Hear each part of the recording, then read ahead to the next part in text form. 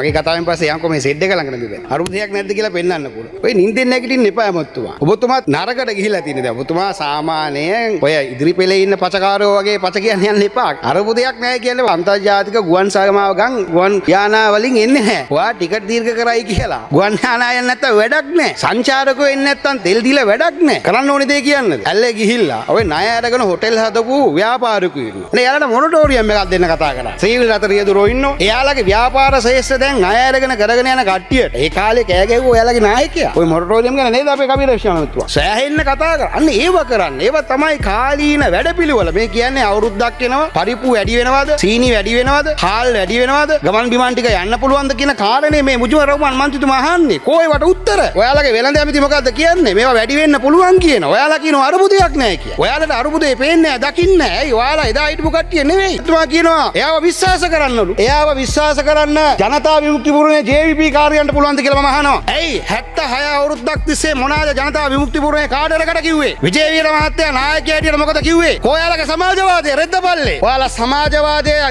අවුරුද්දයි මාස 6න් අයින් කරපු උද්දවියට. හැබැයි ජනාධිපතිතුමා කියනවා විශ්වාස කරන්න කියලා. අපි නම් විශ්වාස කරන්නේ නැහැ. ඔය 159 හදපු කට්ටිය විශ්වාස කරනවා විශ්වාස කරගෙන ඒක අපිට අදාළ නැහැ. හැබැයි අපි කියන්නේ මේ ජනාධිපති විශ්වාස කරන්න කියන කාරණා සාධාරණේ දහනවා. මලගිය 60000ක විතර තරුණයා ඉන්දියාවට විරුද්ධව උසී ගන්නලා ඒ ඉන්දියන් ව්‍යාප්තවාදයට විරුද්ධව කෑ ගහලා මහපාරේ අපේ සහෝදරයෝ මරලා දාලා අද ඉන්දියාවට ගිහිල්ලා කරඩත දාගෙන සාටක දාගෙන කතා කරනකොට JVP කාර්ය ඔයාලා විශ්වාස කරනක පුදුමයි. අර මහපාරේ සටහන් කර අධ්‍යාපන පෞද්ගලීකරණය කරන්නේ නැහැ. දැන් අධ්‍යාපන පෞද්ගලීකරණය කරන්නේ නැද්ද? අවුරුද්දයි මාස 6යි. එන විශ්වවිද්‍යාලේ දරුවෝ විශ්වාස කරන්න. විශ්වාස කරන්න කියන ජනාධිපතිතුමා අපි. රටේ ජනතාවට ඊළඟට ව්‍යාපාර ටික විකුණන්නේ නැහැ කියලා වෘත්තිකයොත් එක පේලි ගහලා විදුලි බල මණ්ඩලය ඒ ඇතුළු තවත් ආයතන ගණනාවක 70 අවුරුද්දක් තිස්සේ සටන් කරා. කොහේ සටන් පාට? ඒ සටන් අයිතිය අද ඒ වෘත්තිකයට අරන් දීලා තියෙනවා. විශ්වාස කරන්න කියන පපුවට ගාගෙන ජනාධිපතිතුමා වේදිකාවල අඬ කියනවා විශ්වාස කරන්න කියලා. අන්න ඒවට සටන් කරන්න කරු හැමතුමා ඔයා බදුල්ලේ ජනතාව ජාතික ජනබලවේගයේ හැටියට එව්වේ ඒ නිසා උගත වියත බුද්ධිමතා අද මේ අකුල්ලන හොරගම් ටික නිසා ඔයාගේ වෘත්තිය දාලා ඇවිල්ලා ඔයාලගේ තනතුරු සියල්ල නැති කරලා ආවේ ඇයි රට හදන්න? ඔයාලට විරුද්ධ වෙන්න තියෙන දා කොන්ද කෙලින් තියාගෙන මෙතන එක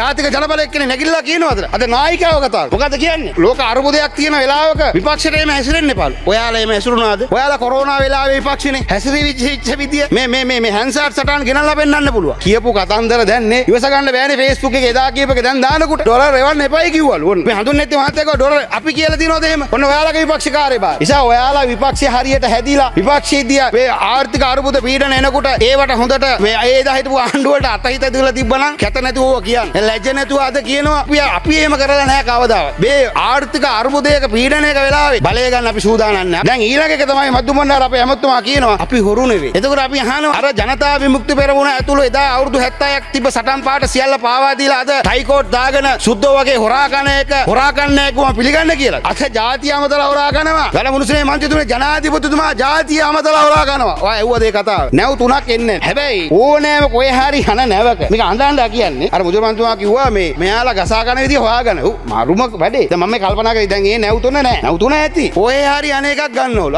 ඒ තුන ගන්නවා. ගන්න වැඩි මිලට. කොහොමද ටිකිරි මොලේ? ඇයි දැන් ජනතාවට අඬලා ජනතාව අමතලාම කියලා ඉවරයි. එයාලා එදාත් හොරා කෑවේ ඔහොමමයි. අන්න අතන බෙරියන් දෙනවා හොරු ඉන්නවා හොරා කනවා මහා බැංකුව කනවයි කියලා. ටිකක් කරලා යනකොට ඒ හොරත් එක්ක එයා පැත්තේ කරට මේ අහන්න මේ වැඩ කරන සේවකෙන් අපි බොරු කියනවා. මේ බණින මලික් සමර වික්‍රමත් එක්ක දවල්ට කෑවේ මේ ඉදිරිපිටේ 4 දෙනා. මම මේක හැමදාම කියනවා. හැබැයි එයා තමයි රනිල් වික්‍රමසිංහගේ මේ ගෝලයා එයා තමයි රනිල් වික්‍රම ඩීල් කාරයා කියලා මෙතන කෑ ගහලා. අනේ ඩී කාර්යත් එක්ක කනවා. ජාතික ජනබලයේ කරු මන්ත්‍රීතුමාලාට මම මේ කියන්නේ JVP කාර්යන්ට නෙවෙයි. කො JVP කට්ටිය හොඳට දන්නවා. එයාලා එහෙම එදා හොරුන්ගෙන් හොරා කෑවේ. අද මොකද? ජාතිය අමතල තෙල් නැව් වෙන්නේ නැහැ. හැබැයි සමුද්‍රයේ තියෙන නැවක් අරගන්න අපි සූදානම්. දැන් ගාන කතා කරගෙන තියෙන්නේ. හරි. ඒ නිසා එයාලගේ ටිකිරි මොරේ රටේ ජනතාව තේරුම් ගන්න. අද කන්ටේනර් 323 හොරා කාපු එක හොරගමක් නෙමෙයිද? අද ගල් ලංකරු හොරා කාලා තියෙනවා, වංචා කරලා තියෙනවා කියලා ඔප්පු වෙලා තියෙනවා. අද සියලු ආයතන එක එලි කරලා තියෙනවා. මං කනගාටු වෙනවා අපේ පොදු ව්‍යාපාර කමිටුවේ සභාපතිවරයා හැටියට වෛද්‍යවරේ කුර්තිකේ ජාතික ජනබලවේගය කියලා ඇවිල්ලා එතුමාගේ චරිතය ඝාතනය කරනවා. ආයතන සියල්ල මේක හොරගමක්, වංචාවක්, දූෂණයක් කියන ඔප්පු කරලා. දැන් අපේ කියන අර පොහොරණව. ඒ කාලේ පොහොරණව ගෙනල්ලා තියෙන්නේ ප්‍රසම්පාදන ක්‍රියාවලිය හරියටම කරලා. ප්‍රසම්පාදනේ හරි. පොහොරණවට මිල ගණන් කැදවලා තියෙනවා. ඒක හරි. දැන් ඔයාලා කියන දේ ගල් ලංගුරුව ප්‍රසම්පාදනේත් හරිනම්